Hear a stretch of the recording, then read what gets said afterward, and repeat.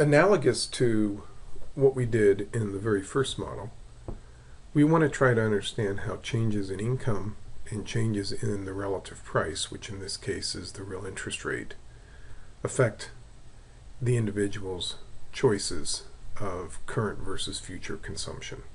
Of course, we now have income today and we have income in the future, and so we're going to have to consider two different kinds of changes in income in order to complete the analysis. So we'll start by assuming that income today rises. And we're going to compare this to the baseline, where originally current income was 100. So all that we're changing is we're raising current income by 10 units of goods. But this is going to have effects on what wealth is.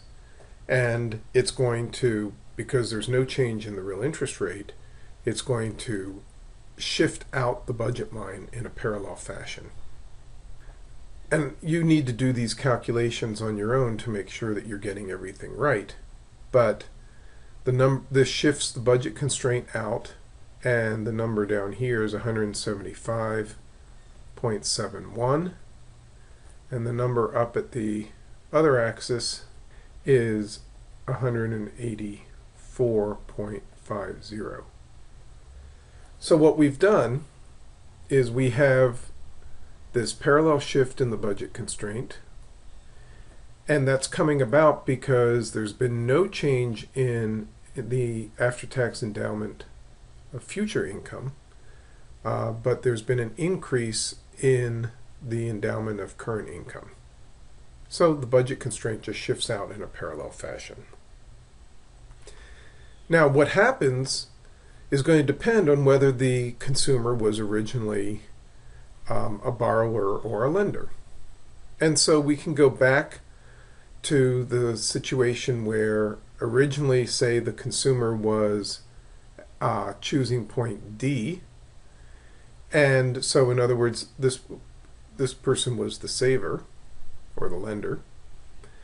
Now, because current and future consumption are both normal goods, what the consumer is going to do as a lender is just sort of shift in this northeastern direction and take some of that extra income today and use it to consume more today, but also take some of it and use it to consume more in the future.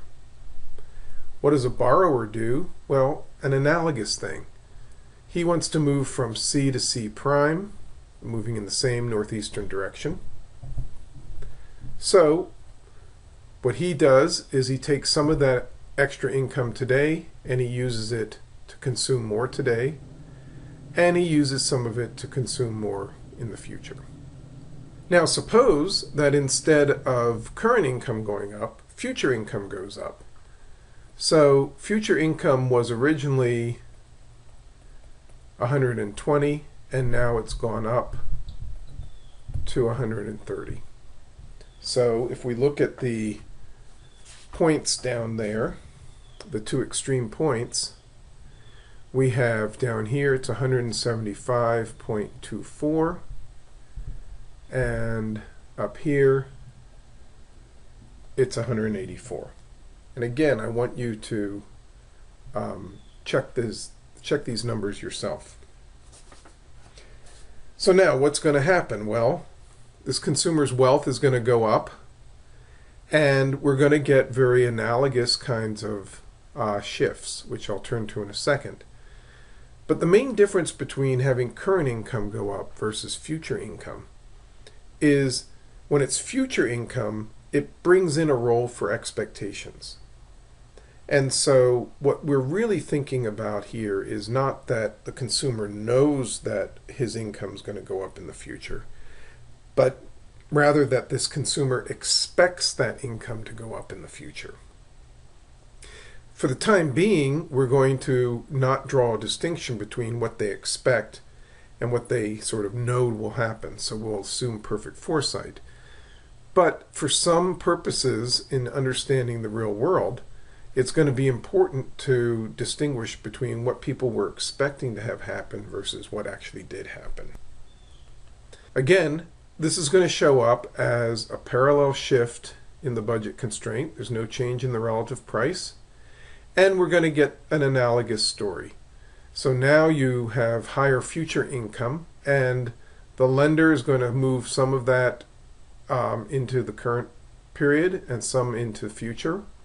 The borrower is going to do something analogous, and so they're both going to move into this northeastern direction.